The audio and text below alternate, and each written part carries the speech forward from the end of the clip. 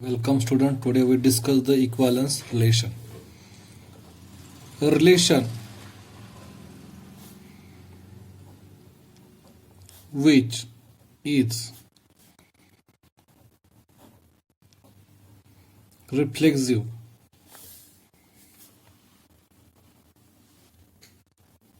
symmetric and transitive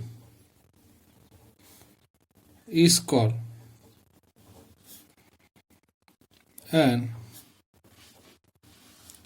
equivalence relation. म्हणजे जे relation कसं असतं, रिफ्लेक्सिव्ह सिमेट्रिक ट्रान्झिटिव्ह. रिफ्लेक्सिव्ह मध्ये आपण पाहिलं तो त्याच्याशी काय हिस्सा त्याच्याशीच काय करतो, रिलेशन तयार करतो. हा याच्यामध्ये सिमेट्रीमध्ये आपण असं पाहिलं, ए हा बी सी रिलेटेड करतो, बी हा ए सी रिलेटेड करतो. आणि ट्रान्झिटिव्ह मध्ये असं पाहिलं, A related to B, B related to C, then A related to C, असं आपण ट्रान्झिटिव्ह मध्ये पाहिलं. आणि ह्या तिन्ही कंडिशन, ह्या तिन्ही रिलेशन जो रिलेशन सॅटिस्फाय करतो that is called equivalence relation. ठीक आहे. Now we see the one example, R be the relation on Q. Q म्हणजे rational number. Define on R कसा डिफाईन केला रिलेशन बघा. अशा ए बी लोकांचा संच, so that A B belong to Q आणि A minus B belong to Z, असं आपल्याला शोधायचं आहे. आणि show that R is a equivalence relation, म्हणजे रिफ्लेक्सिव्ह, ट्रान्झिटिव्ह आणि सिमेट्रिक प्रॉपर्टी त्यांनी काय करायचे, सॅटिस्फाय. सिमेट्रिक रिलेशन त्यांनी सॅटिस्फाय करून दाखवायचं. ती करून दाखवलं की आपण त्याला काय म्हणणार आहे, इक्वालन्स रिलेशन असं म्हणणार आहोत. ओके, सोल्युशन आपण पाहूयाचं. काय गिवन दिले मला, गिवन दॅट रिलेशन कसं दिले, relation be the set of order pair such that order pair A b such that A B belong to rational number and a minus B belong to integer. अशा लोकांचा आपल्याला संच तयार करायचा आहे. आता आपल्याला सुरुवातीला आपल्याला दाखवायचे, कोणते दाखवायचे, रिफ्लेक्सिव्हिटी. रिफ्लेक्सिव्हिटी आपल्याला दाखवायचे सुरुवातीला. मग आपण काय म्हणणार, लेट एकच एलिमेंट घेणार दोन्हीपैकी, A belong to Q, then आपल्याला माहिती A minus A is equal to 0 आणि which is belong to Z, माहिती आहे आपल्याला, हे झेड मध्ये येतं. हेन्स ए आणि A which is belong to which is belong to R, म्हणजे तो एक एलिमेंट हा रिलेशन मधला असला पाहिजे. आणि म्हणून काय म्हणताय, आर इज रिफ्लेक्सिव्ह. आरला काय म्हणताना आपल्याला रिफ्लेक्सिव्ह रिलेशन असं म्हणता येईल. आता याच्यासाठी एखादा एक्झाम्पल आपण पाहू शकतो. समजा ए ची किंमत आपण 1/2 घेतली. 1/2 हा रॅशनल मधला एलिमेंट आहे. आपण काय करायचं, 1/2 मायनस 1/2 जर केलं तर 0 येतं. हे 0 जे आहे तो इंटिजर आहे आपल्याला माहिती आहे. म्हणून 1/2 आणि 1/2 हा जो एलिमेंट आहे हा त्या रिलेशन मध्ये 100% असला पाहिजे. एक येते लक्षात, कारण की दोघांची वजाबाकी किती येते, 0 येते. याचा अर्थ तो एलिमेंट देखील त्याच्यामध्ये असला पाहिजे. ओके, आता पहिली केस झाली आपली रिफ्लेक्सिव्हिटी. आता दुसरा केस आपल्याला शो करायला दाखवायचे, ते symmetric. R is a symmetric. आता याच्यामध्ये आपल्याला काय गृहीत धरावं लागतं पहा, let a B belong to R.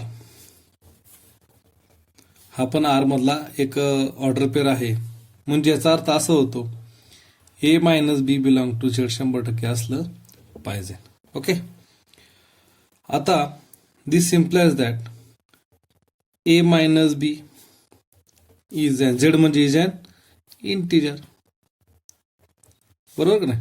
मग हा जर इंटिजर असा तर take minus sign common, A minus B is also an integer.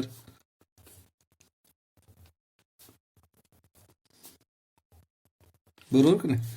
आणि मग आता मायनस चिन्ह आतमध्ये गुणून घेऊ, म्हणजे आपल्याला बी मायनस ए असं उत्तर म्हणजे ए मायनस म्हणून बी पॉझिटिव्ह म्हणून इज एन इंटिजर.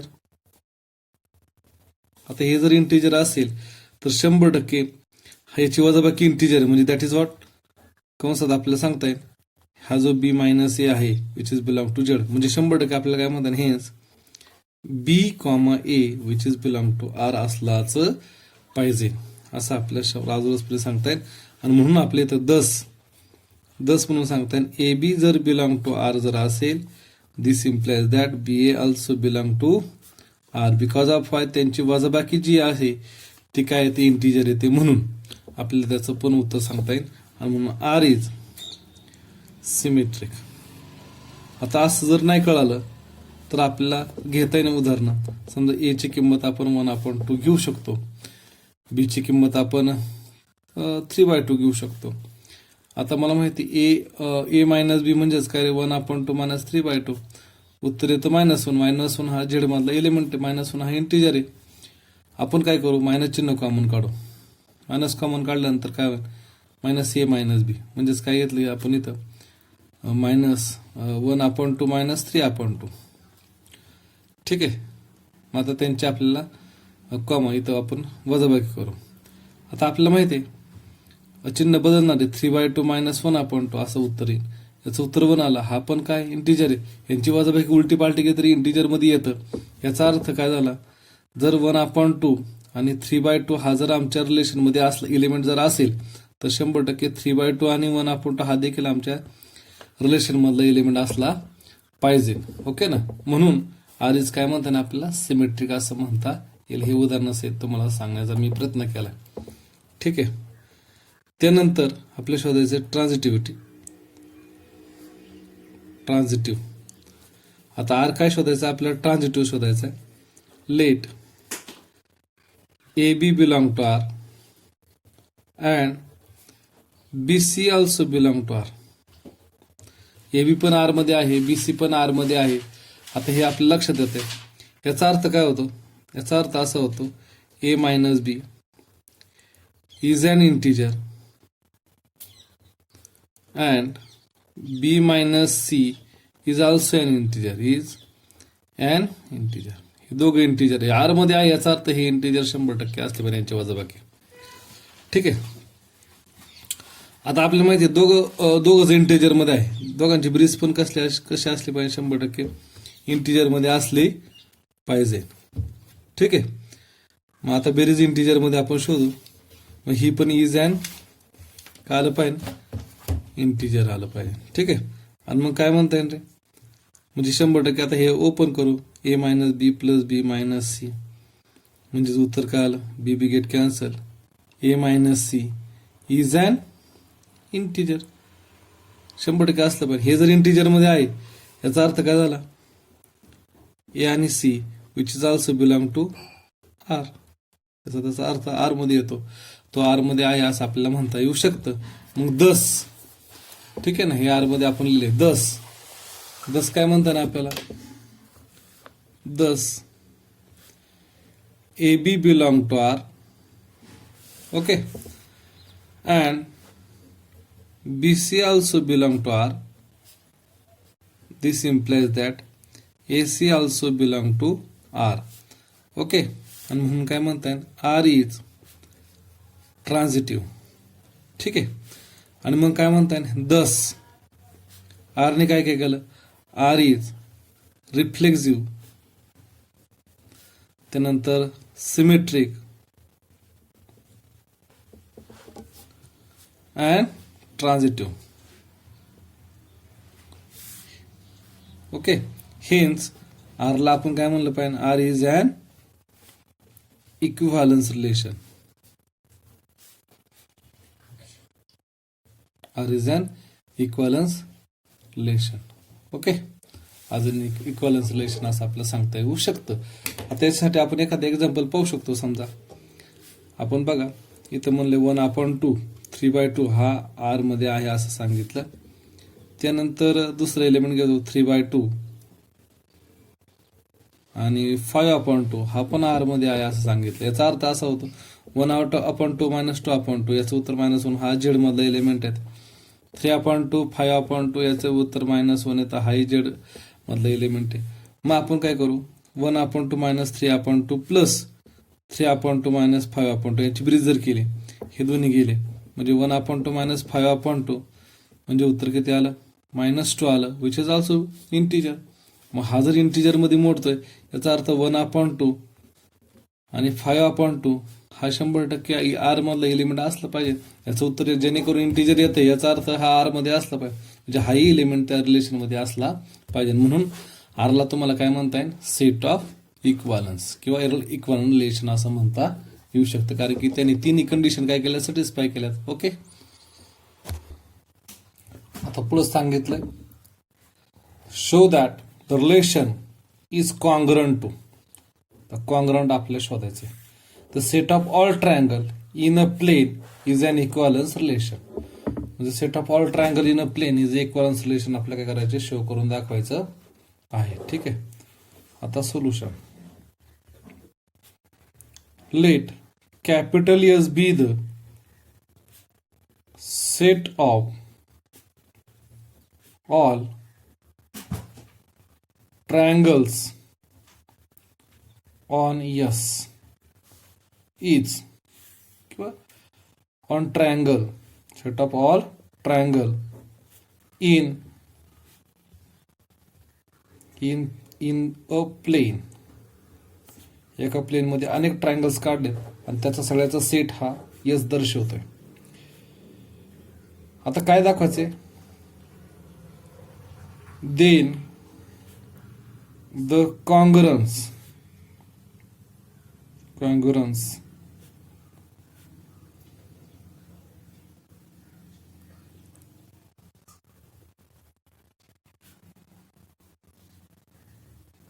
relation दाखवायचे. Weight,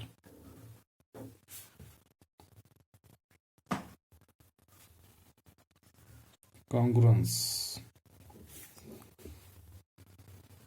relation on S. ठीक आहे, आता पहिले एक एक केस दाखवा, सुरुवात करायची. रिफ्लेक्सिव्हिटी, रिफ्लेक्सिव्ह केस दाखवायचा आपल्याला.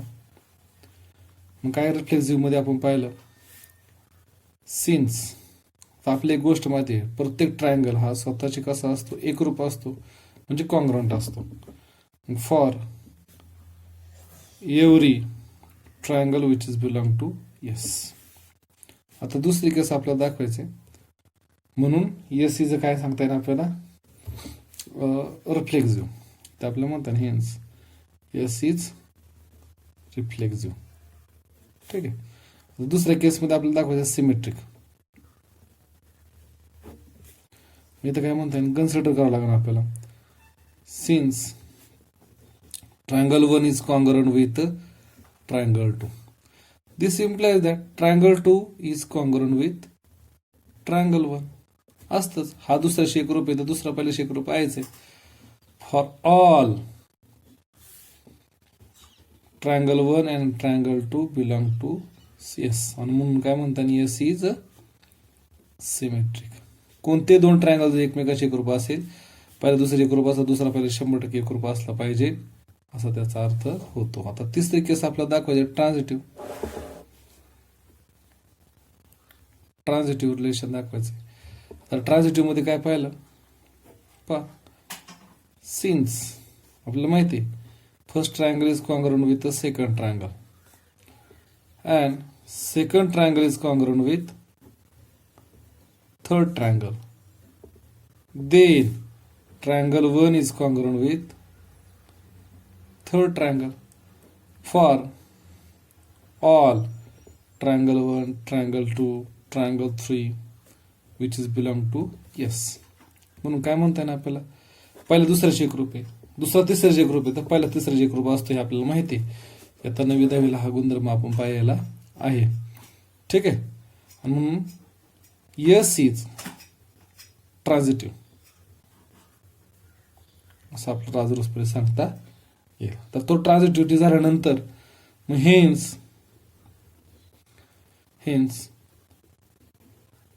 given relation is an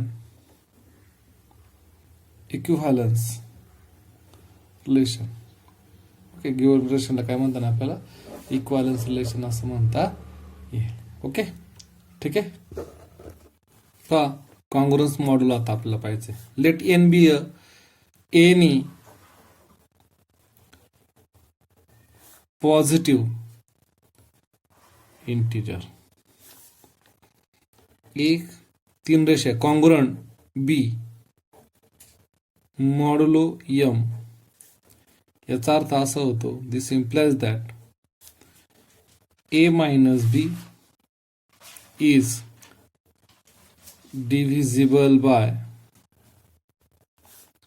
M.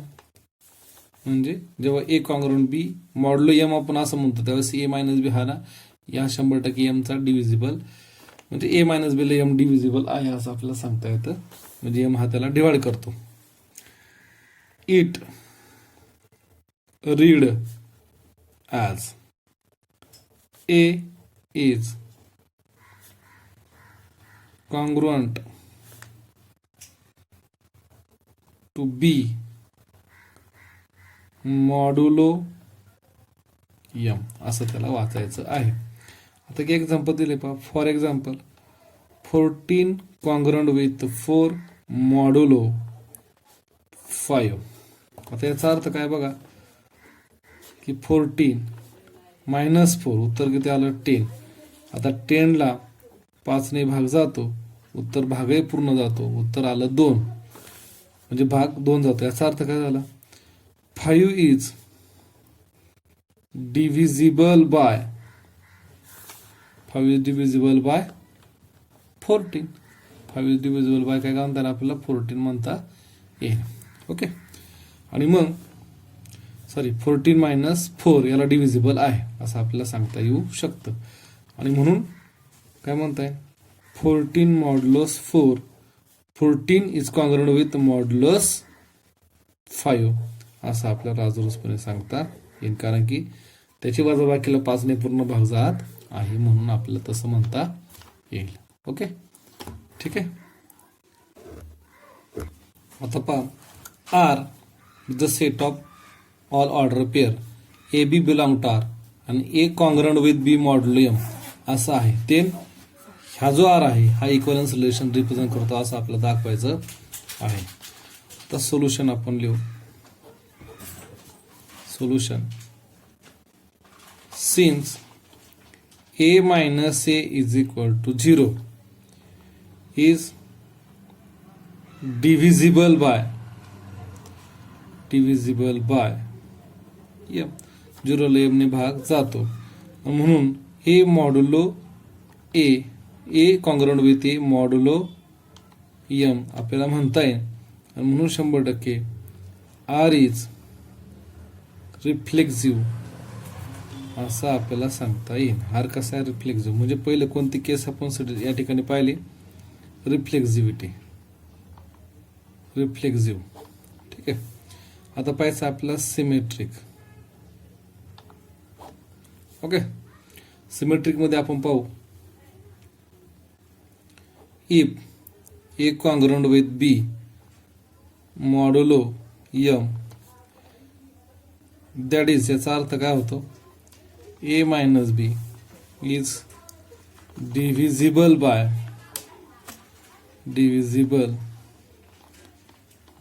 M. Okay, then मग मला सांगा B minus A is also divisible by A. मगाच एक्झाम्पल पाहता येईल आपल्याला. आता काय म्हणले बघा, मगाच्या एक्झाम्पल मध्ये आपण पाहितच एक्झाम्पल म्हणलंय 14 वजा 2 14 वजा 4 उत्तराला 10. 10 ला 5 ने भाग जातो. मग 4 वजा 14 केलं तरी जातो ना, वजा 10 हे उत्तर येईल. यालाही 5 ने पूर्ण भाग जातो, उत्तर वजा येतं पण जातो ना पूर्ण भाग. ठीक आहे ना. आणि म्हणून B is also divisible by काय म्हणतात ना आपल्याला divisible by also is also divisible by M आपल्याला सांगता येऊ शकतं. आणि म्हणून B congruent with A modulo M असं आपल्याला लिहिता येईल. याच्यावरून काय लक्षात आलं, hence R is symmetric. Okay, आता रिफ्लेक्सिव्ह झालं, सिमेट्रिक झालं. आता ट्रान्झिटिव्ह. ठीक आहे. आता ट्रान्झिटिव्ह मध्ये आपल्याला शोधायचं if a is a congruent with b modulo m and b is congruent with c modulo m. Okay, हे दोन केसेस आपण या ठिकाणी विचारात घेतलेल्या आहेत. आता that is a minus b is divisible bye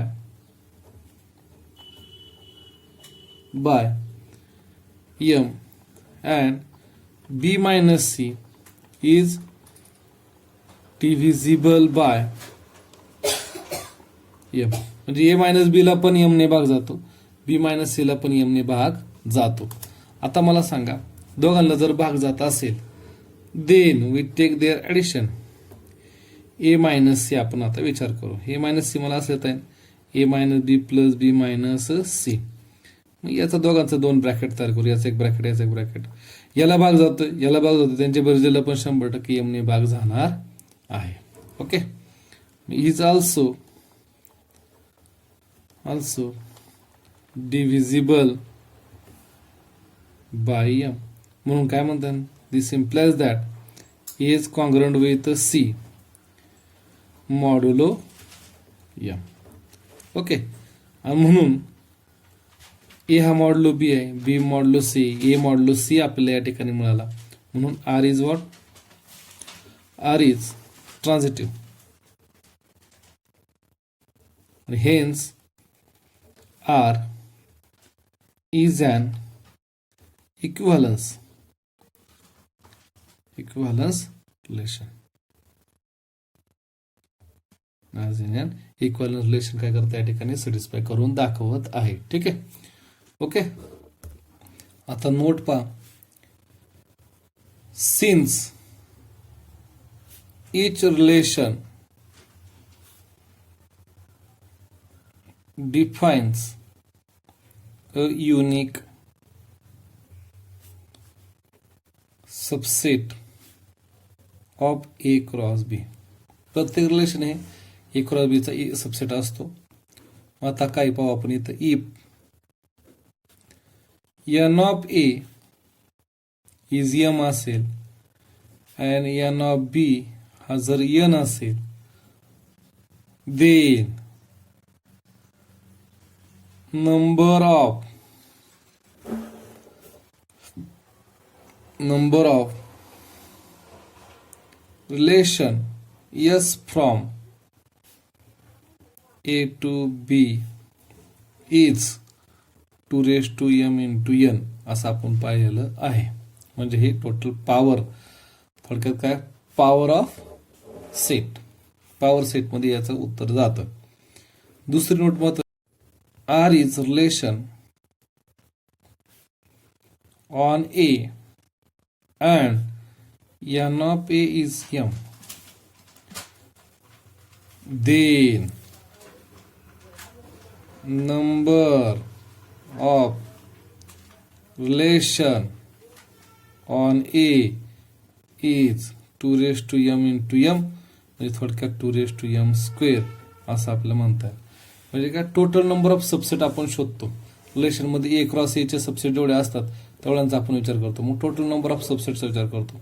मग टोटल नंबर सबसेट म्हणजेच काय, power set of X. Power सेटचेच हे उत्तर आहेत, हे लक्षात घ्यायचं. Total number of elements relation त्यामध्ये आपल्याला लक्षात येतील. ओके, ए टू बी असेल तर 2 raised to m into n, आणि ए टू ए जर असेल तर 2 raised to m स्क्वेअर असा त्याचा अर्थ आपल्याला घ्यायचा आहे. ओके, ठीक आहे.